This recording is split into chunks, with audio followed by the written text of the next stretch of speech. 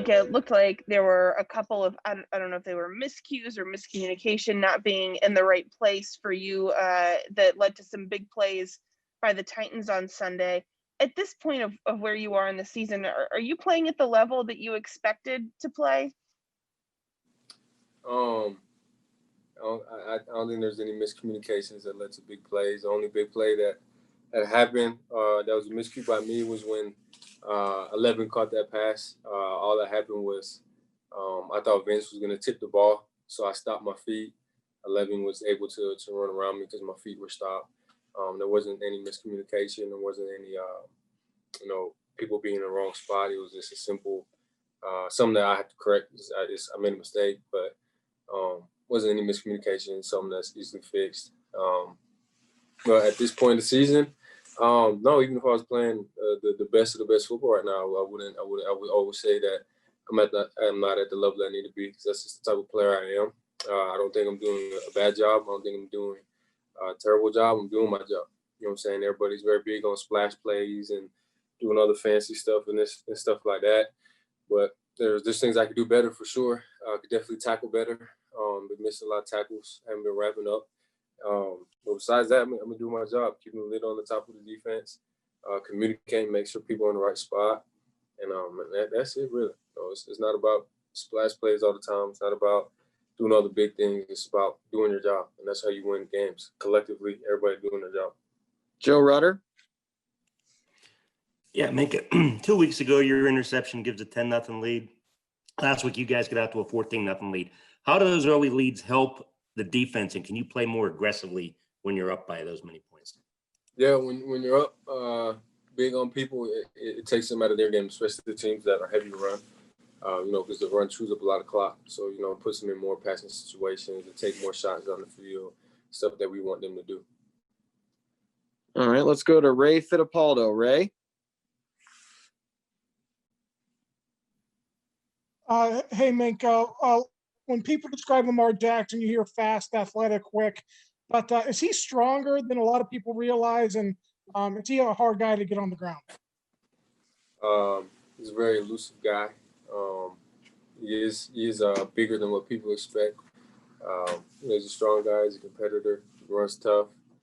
He'll lower his shoulder on DBs and linebackers. So he's a tough guy to bring to the ground. All right, let's go to Adam Kilgore. Adam? Minkah, over the years, the Steelers have been one of the more consistent franchises, like in all of sports, even through some tough times.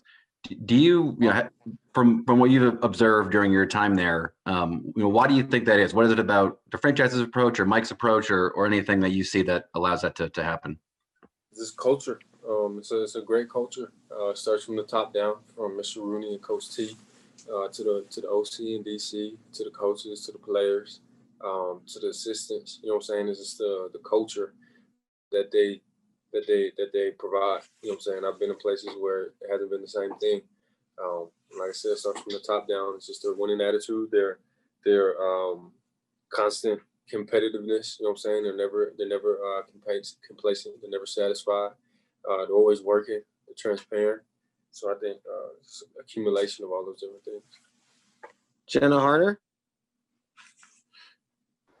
Minkah, you touched on it a little bit with Lamar Jackson, but for you guys as a defense, is he your biggest focus this week? What is the biggest focus here as you come into a really, really pivotal game? The Baltimore Ravens offense. It's more than Lamar Jackson. He's a great player. He touches the ball every single play, but they have a whole bunch of playmakers on that squad, on that offense. 21, 15. They just acquired Dez Bryant. We don't know what he's going to do, but they got a whole bunch of talented guys, high-level guys that you can't just focus on one guy, because that's what they want you to do. They want you to focus on stopping Lamar, and then they throw 15 of D-ball over the top of you. You know what I'm saying? So it's more than Lamar, but you obviously have to pay your respect to him. Chris Adamski? Minkah, the classic preface that I know you don't face them yourselves, but the Ravens defense, do you guys see that? I know you've only been in Pittsburgh for 13 months, but personally, like, it's kind of like, which defense is And when you face a good defense, a team that is a good defense like that, do you guys take kind of as a challenge to outdo them? Yeah, we try to be the best defense on the field, week in and week out. Especially this AFC North football. So, they're going to come with the chip. So we have to find any reason or any excuse to go out there and, play with that chip as well. And at the end of the day, like I said, you just have to be the better defense out there. Brian Bacco. Yeah, Minka, you mentioned the tackling a little bit. Just how do you decide in the moment whether you want to try to just wrap a guy up and stop him versus, trying to lower your shoulder and maybe make a big hit, knock the ball loose? Because it's not like you aren't good at wrapping up at times. So just how do you make that split-second decision? It just happens, really. It's something that I have to practice and practice more. Even though we don't have pads, I can still do stuff after practice. I've been doing stuff after practice to work on that because it's really just an instinct thing. When you see that guy coming in there, there's some times where you could just shoot him, and then there's sometimes you got to wrap it up. So it's just an instant thing. All right, we got time for one more. We'll go to a follow-up with Brooke. Go ahead. Hey, Minka, you're playing for a team that likes to draft and develop its players, particularly on defense. What did you know about the Steelers' defense, at least historically, when you got traded? And what's it like to learn this defense as, kind of an outsider, as a guy that hasn't been with the Steelers his entire career? I knew that they had a good defense always, and I was just trying to continue to make it that way. Diontae, I believe by my count that the Titans went cover 0 3 times against you guys, and all 3 times on third down, Ben went to you. Are you the cover 0 beater for this team? I wouldn't say I'm the cover beater or whatnot. I'm just going out there and playing and do whatever I can to contribute to the offense. Obviously we got a lot of weapons on the team, so whoever Ben decides to throw the ball to has to make a play regardless of where the ball is at. So, and that's what we showed on third down last week. Ray Fittipaldo. Hey, Diontae, how frustrating has it been for you to work through all these little injuries that you've had this season? And did you finally feel like you had a game on Sunday where you could finally get on track? It's frustrating. It's a part of the game, so you just got to know how to handle it. You can't just let it beat you down or whatnot. You always got to have a strong mind about everything. That's what I managed to do throughout those little injuries or whatnot. But it felt good to get back out there with my brothers and stuff, and just to be able to put on a game like that from coming back off injury felt good to me. So I'm just looking to just continue to keep it going. Brian Bacco. Hey, Diontae, how does the ankle feel, and do you anticipate practicing today? Oh, it's good. I'm practicing today, so just got to stay on top of treatment and stuff, so I'll be fine. Brooke Pryor. Hey, Diontae, kind of along the lines of Ray's question about being healthy and getting back, playing a complete game over the weekend. How much can a game like that help your confidence and your momentum going forward, especially after, the first couple weeks? It seems like you would get some momentum and then get injured and have to start all over again. Do you feel like you're back on track now? Yeah, I feel like I'm on track. Like I said, injuries are part of the game. I was happy to be back coming off the little injury I had. I'm just trying to look forward to just looking forward to this week, to be honest. Like I said, it's a great defense, and we're gonna be ready. We just gotta make plays for Ben and help him out and make him look good at all times, and make sure we on our assignments. And we should be fine. I didn't catch the first part. I'll go back to her. Joe Rutter. Yeah, Diontae, do you feel like the quick passing game plays to your strengths, and do you think that's something the Ravens are going to try to take away from you? I would say, they're going to try to take it away and whatnot, but they put certain plays in for us or whatnot, but we just trying to go out there and have fun with each other and see each other be great. That's our mentality in the room. We want to see each other win. And even at practice, we always on each other. Even if somebody score, we we happy for him, whatnot. So we just gonna keep that same mentality and just keep playing and winning. Jenna Harner. Diontae, there's always a lot of talk about the defenses in these matchups and this historic rivalry here. But for you guys as an offense, what is just so exciting about this game, this rivalry game, and especially the way you guys are playing right now? I would say the energy that we bring each and every week, because everybody we all got the same goal we chasing. We trying to win the Super Bowl. And yes, it's a great defense we playing against, but our offense is gonna be ready. Like I said, we're not gonna back down. We're just gonna do what we do. Get ready for Sunday. We've been showing that these past couple of weeks that we can play with anybody, bring the energy, showing that everybody know what they're doing out there. And like I said, just trying to keep it going. Bo Marchianti. Good morning, Diontae. We talked about this rivalry. Do you get a sense from the veterans in the facility? I mean, do you know it's Ravens week? Just if you know, just if you can tell, it's Ravens week this week. He said, what is it?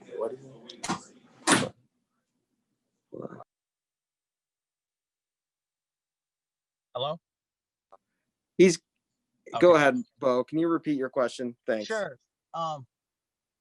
Can you get a sense in the facility from the veterans that it's Ravens week? And if so, does that kind of carry down to the younger guys and you pick up on it? Oh yeah, I mean, you can tell by like the energy. Everybody's like focused this week, and I'm seeing that around the building. So that's wearing off on me. So that's helping me lock in and get ready for this because it's a big week for us.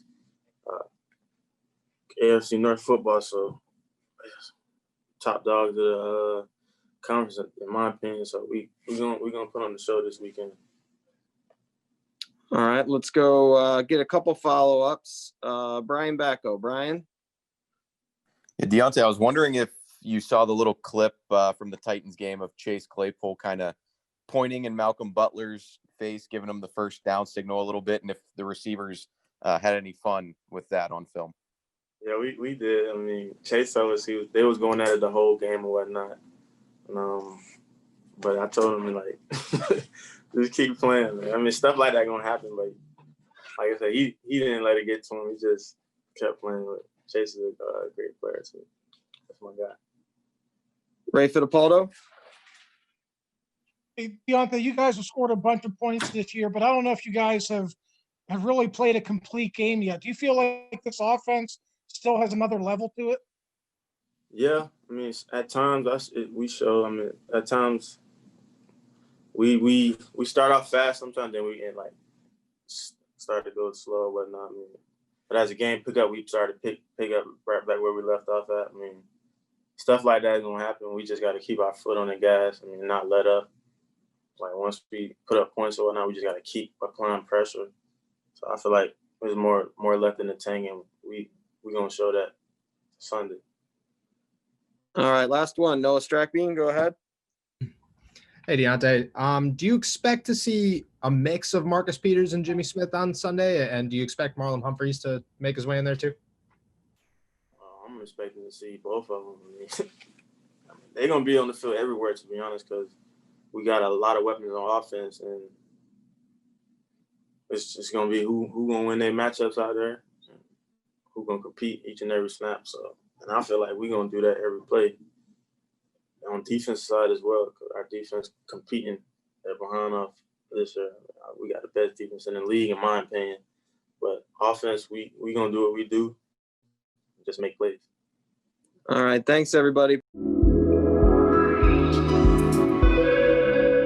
Hey, Tyson. Good morning. I think it's between you guys and the Ravens.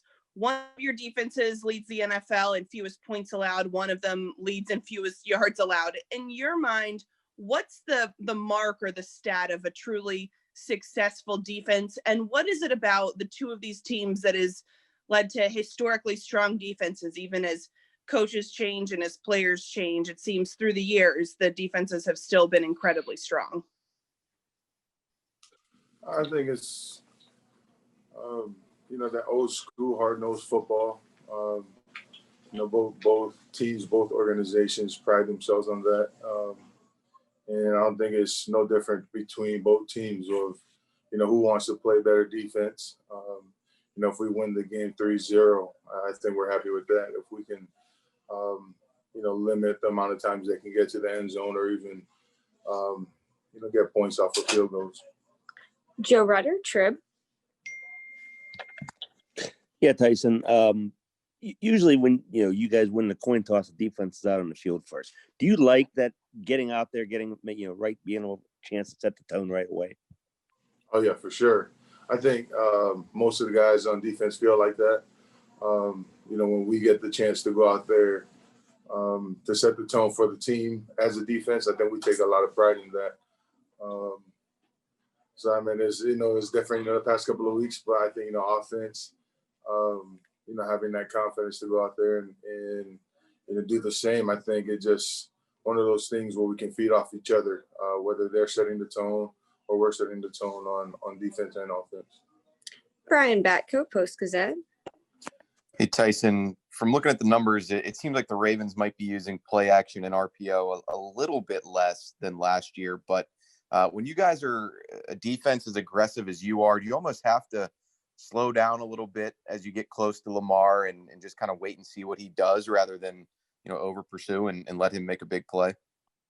Yeah, he is one of those players that you have to game plan around, whether it's, attacking him, not giving up those big plays, but he could, do it both in the passing and with his feet. So, just trusting the game plan that the coaches put in front of us, and it's, our job to go out there and execute it. All right. Do we have any more questions for Tyson? Oh, okay. Jenna Harner, PXI. Tyson, you kind of touched on it a little bit, but what is it that makes Lamar Jackson just so hard to kind of neutralize? Just his overall talent. He's the MVP for a reason. And his plays speak for itself, but I think just being that dual threat where, you have to worry so much about him escaping or extending plays. And then even at the same time, being able to throw those on-rhythm passes, especially to his tight end, and make big plays down the field, whether it's passing or running. He can, pull a 90-yard touchdown and with his feet or even run. So, we have to do a great job at, limiting the amount of explosive plays that he has. Joe Rutter, Trib.